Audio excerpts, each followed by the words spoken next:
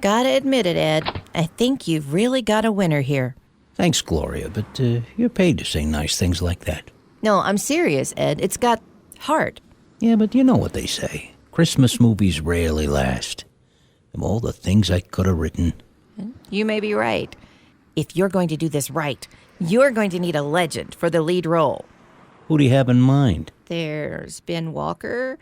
Oh, no, he's in that new horse movie over at Sunbeam Studios. Oh, Martin Lee. He'd be a... No, he just signed an exclusive contract with Cameo Films.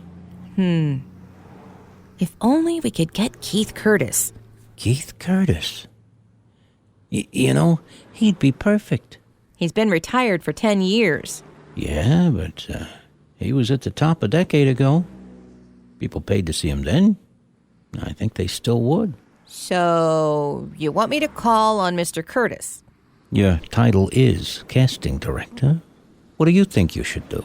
And you want me to talk him into coming out of retirement? Look at that. She's catching on. You'd think at some point you'd make my life easier. I have. Here's his address. Maybe you should drop by on the way home. Sure. I've got nothing better to do. Nothing at all.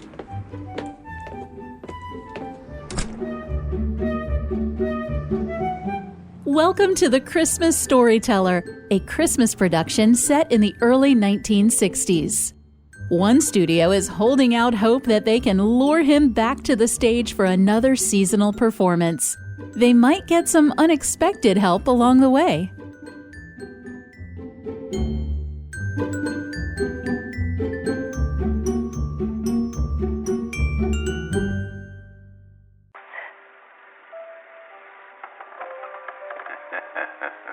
What are you thinking about, Papa?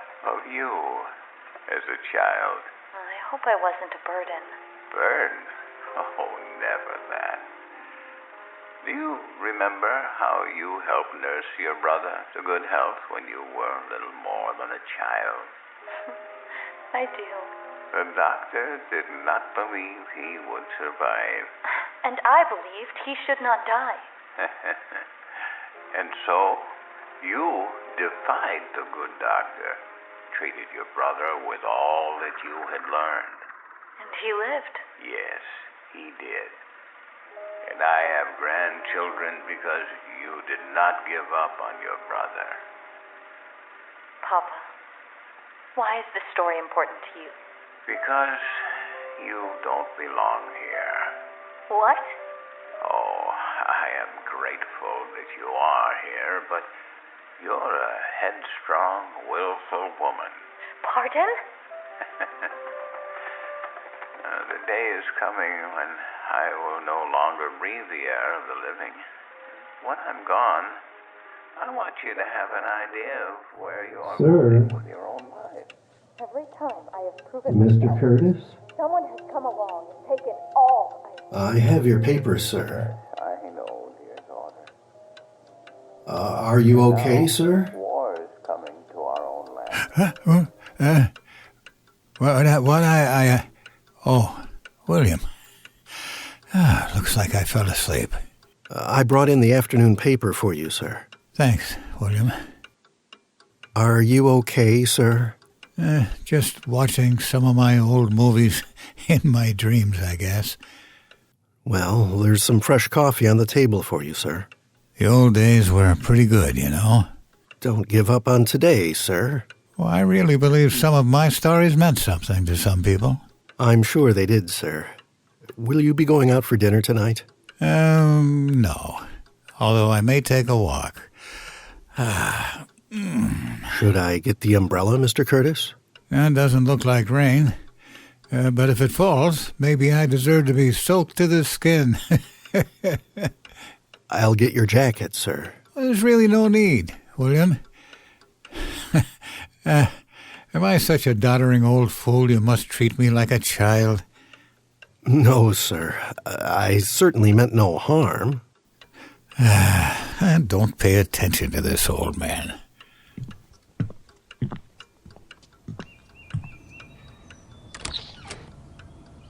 Oh, pardon me, Hello. I was just heading out for a walk. And I was just coming to your door. I noticed that. Perhaps William can help you. William? Yes, sir. No, well, you see, I actually came to see you, Mr. Curtis. You know my name? Well then, I suppose you'd like an autograph. William, bring a pen. Oh, I would like an autograph, but perhaps not in the way you mean. You see, I have a contract. Contract? I'll admit I am curious. Who are you, and how can I help? Well, You know, I still need that walk. If you care to join me, you can tell me your story. You're going for a walk? Oh, yes, people do that. One leg in front of the other. It helps stretch the muscles, fill the lungs, generally with agreeable air. Yes, I suppose that happens. I rarely do that myself. There's a park nearby, lots of ducks, huge appetite for bread. William, I forgot the bread. Here you are, sir. And here's the pen you asked for. It turns out I don't need the pen right now, but thanks for the, Bread. You're welcome, sir. Well, let's start our journey with the first step, Ms. Joyce. Gloria Joyce. Must we? Glad to meet you, Miss Joyce. And yes, we must.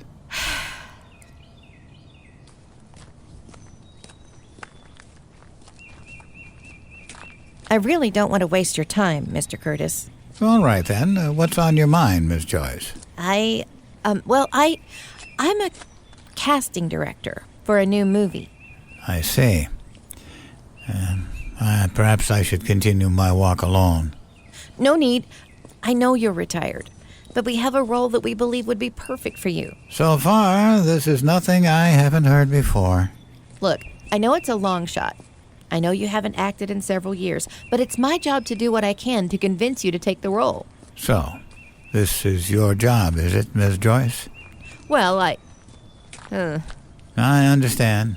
Someone had to ask me, and you got the short end of the stick. It would appear you understand how this works. I do. Well, before I say no, tell me about the role. Well, Mr. Curtis, it's a Christmas movie. Great heart with a great character. You would be playing the role of a motel owner. It's very busy at Christmas and... I play the lead role in many movies, but a motel owner? Mr. Curtis, there's a lot to think about. I'll leave the script with you and let you see for yourself. Miss Joyce, I appreciate that you came to see me. Please drop by in the morning and pick up your script. Thank you, Mr. Curtis.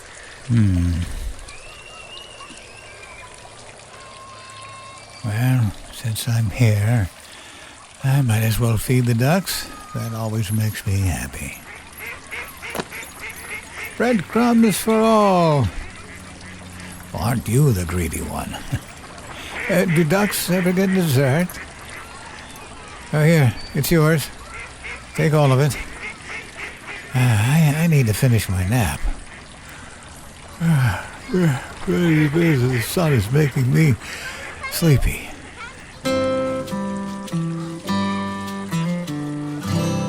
What sort of games do you play, Susan? I don't play much with the children. They play silly games. They do? Like today, they were playing zoo, and all the children were animals. Homer was supposed to be the zookeeper. He said, "What kind of animal are you?" I said, "I'm not an animal, I'm a girl." He said, "Only animals allowed here. Bye." Oh, that's too bad. It sounds like a wonderful game to me. Of course, to play it right, you've got to have imagination. Do you know what imagination is? That's when you see something and it's really not there. Well, yes, but I believe imagination is a place all by itself. You know, like the British nation or the French nation. Well, this is the imagination. Say, how would you like to make snowballs in the summertime? Or drive a bus down Fifth Avenue, Oh! Or be the Statue of Liberty in the morning, and in the afternoon, a flock of geese flying south. Well, in the first place, you'd have to learn to pretend. That's imagination. Now, the next time they play zoo, you tell Homer you're a monkey. But I don't know how to be a monkey. I'll show you. Let's stand up. First, you bend way over. That's it. Keep your arms loose. Then you scratch.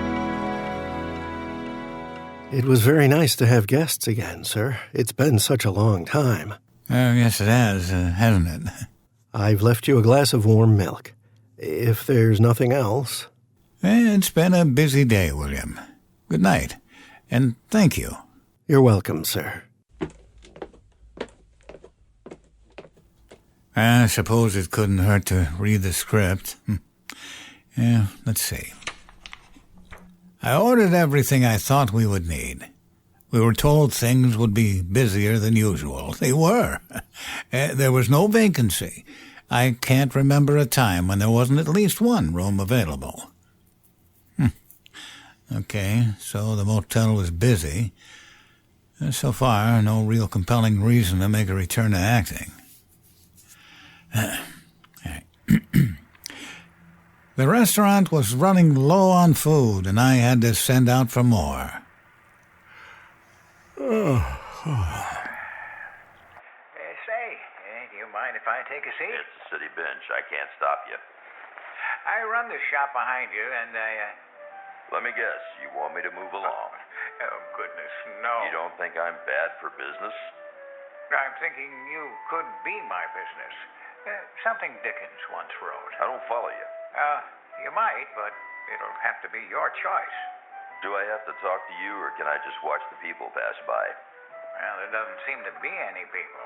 Well, I'll listen, but I don't have to like it. Well, let's start with names. Mine's Mark. Joe. You can call me Joe. Fair enough, Joe. Are you hungry? Does it look like I'm hungry? Actually, it does. Yeah, I am. Then, Timing is your friend today. Don't have many friends unless you count pigeons. Well, you do have a way with birds. What, you spying on me? I've noticed you sit on this bench about 10:30 every morning. It's the shade. It's nice. Right here. Thanks for not kicking me off. A lot of people do. I feel like a pigeon, being convinced to move along with today's newspaper. By the way, if you're trying to sell me something, just save your breath. I can barely afford a pleasant disposition. I like you, Joe. Come on inside. Lunch is ready. Mister, are you in there? Good morning, young Rigby. How can I help you? I think I left my hat here last night. Is that Rigby? Yep, that's me, mister. I'm looking for my hat. Well, by all means, come on in and look for it. Good morning. Good morning to you. Did you read the story? I read some of it, and between you and me, it wasn't very good. That just seemed... Well, not everyone can write a good story. Did you read the last part? Why? Found my hat. Thank you, mister. Yes, but why did you ask if I read the last part? That's always the best part of a story. Thanks for letting me get my hat. You're welcome. The end is the best part of the story?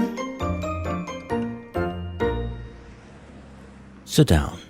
Please sit down, Mr. Curtis. I'm glad you took the time to drop by. My mind was made up to turn the part down. So why did you come? You could have sent a courier or even called the office. Yes, I suppose I could have. But I had an unusual reminder this morning that the best part of any story is the ending. The happily ever afters. Something like that. Now, I had no intentions of doing another film, but I met some new friends, and they reminded me that if I considered myself a storyteller, then perhaps I was foolish for refusing to tell stories. What are you saying, Mr. Curtis? This is a great story, although I might have a few suggestions. And we'd welcome them. Well, that's good to know. The truth is, I love Christmas. We had heard something about that. Well, if we're going to make this picture, I need you to be patient with this old man. It's been a while.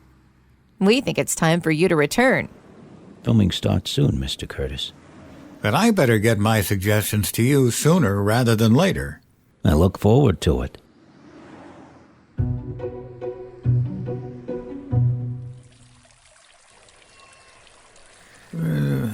So he And then...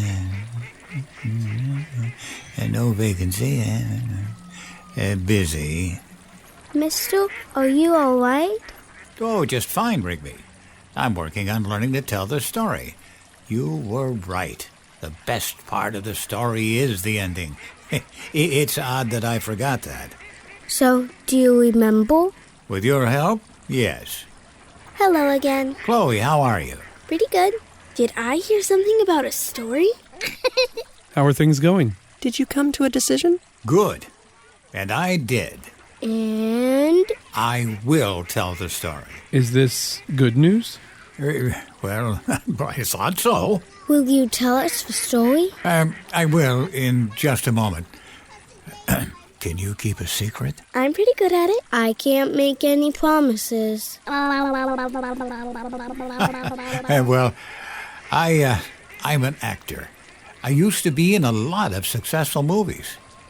I shared my stories in movie theaters, and people watched me all over the United States. Is that the only way you can tell a story? Oh, they don't impress easily, do they? Stories should be sealed. Okay. Here, let me read part of the story where I narrate an opening scene.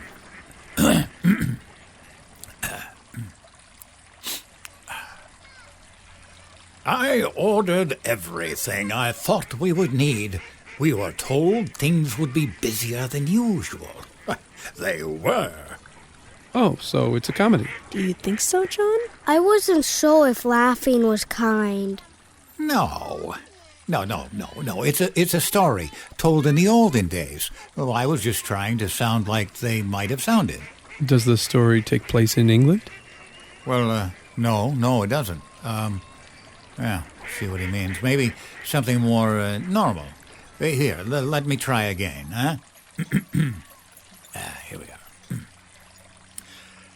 I ordered everything I thought we would need. We were told things would be busier than usual. They were.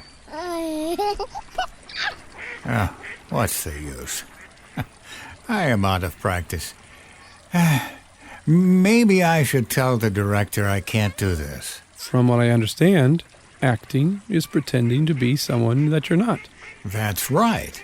Is this story all about your character? No, not really. Maybe they want you to show more of yourself when you tell your part of the story. You don't have to steal the show if it's not about you. Maybe being yourself is just what you're supposed to do. I have no idea what the director would say if I did. You're right, we're not film directors. Maybe we've said enough. Don't feel badly. I'm still trying to find my way through this story. You'll get the hang of it. Just remember to pay attention to who the story is about. Make him look good. I'll try. It's funny how we keep meeting here at the park. Maybe it's just what was supposed to happen, Mr. Curtis. Maybe.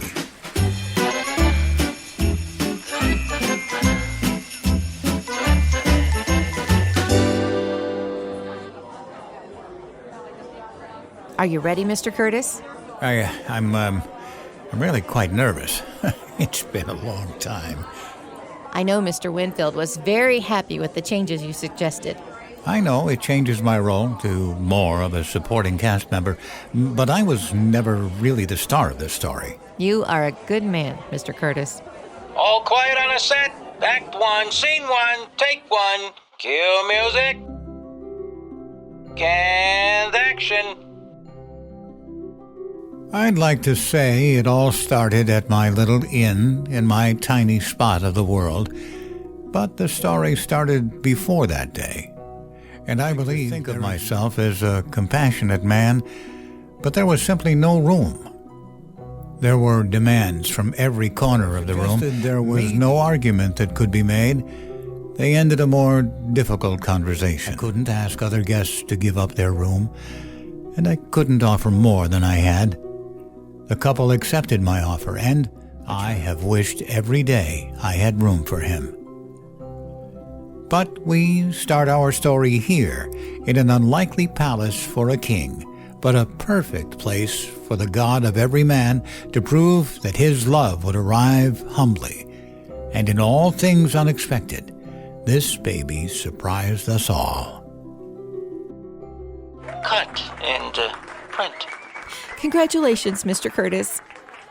Well, I'm learning that I'm just a storyteller, and those stories are only as good as the ending.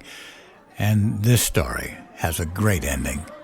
You will be at the premiere in December. I wouldn't want to miss it. Take a break, people. Be back in 15 minutes.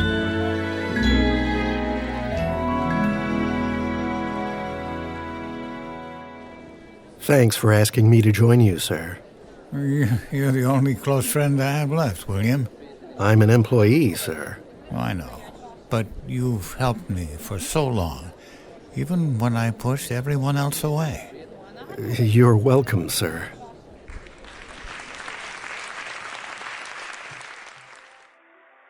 I'd like to say it all started at my little inn in my tiny spot of the world, but the story started before that day. And I believe there is no end to the story. When I met the man and woman, every room was filled, every seat at my table occupied. I like to think of myself as a compassionate man, but there was simply no room. This is really very good, sir. From every corner of the Thanks, room. William. Maybe the small family just came at the wrong time. Hey, mister, good job. I really liked it. What are you doing here, Rigby? I'm here for you. For me? You told the right story. It has a great ending. The right story? It was the story you were always supposed to tell. Well, thank you, but... It's time to meet the author? That's right, Mr. Carter. Oh, John? Excuse me, sir. Who are you talking to? You've heard the story, believed the author, and shared his story. It's time for the end of this chapter. And the beginning of the next. Come with me, mister.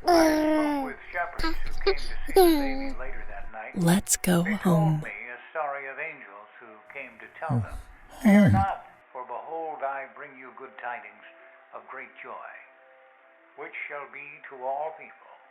For unto you is born this day in the city of David a Savior, which is Christ the Lord. And this shall be a sign unto you. You shall find the babe wrapped in swaddling clothes, lying in a manger." Glory to God in the highest. And on earth, peace, goodwill toward men. Sir. The angels knew the babe My I carried goodness. away would be Are you born in quite my safe, manger. sir? Are you quite They safe, call sir? him Are you Messiah. quite Did safe, you sir? read the He came to story? bring peace. Did you read I the have story? wished every day Let's go, I had let's room go, for him. let's go. Oh. But we start our story here, in an unlikely palace for a king, but a perfect place for the God of every man to prove that his love would arrive humbly. And in all things unexpected, this baby surprised us all.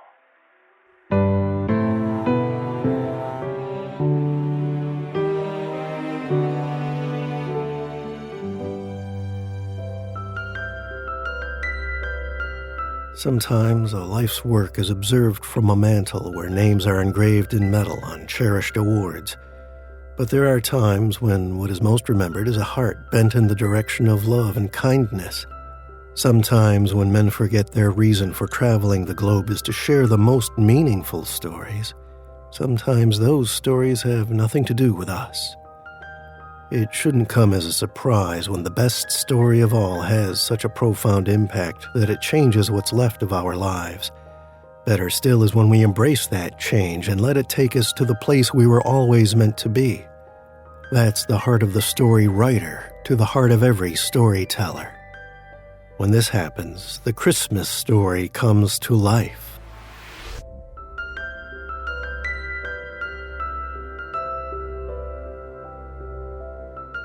The Christmas Storyteller was written, produced, and mixed by Glenn Hascall and features the voice talent of Joe Stofko as Keith, Glenn Hascall as Edward Winfield, Natalie Stanfield as Gloria Joyce, Peter Catt as William Roberts, and the Dainert family as John, Katie, Joni, Chloe, Rigby, and Henry. Music courtesy of Incompetech.com. Copyright 2018, all rights reserved. For KHYM Productions, I'm Robin Robinson.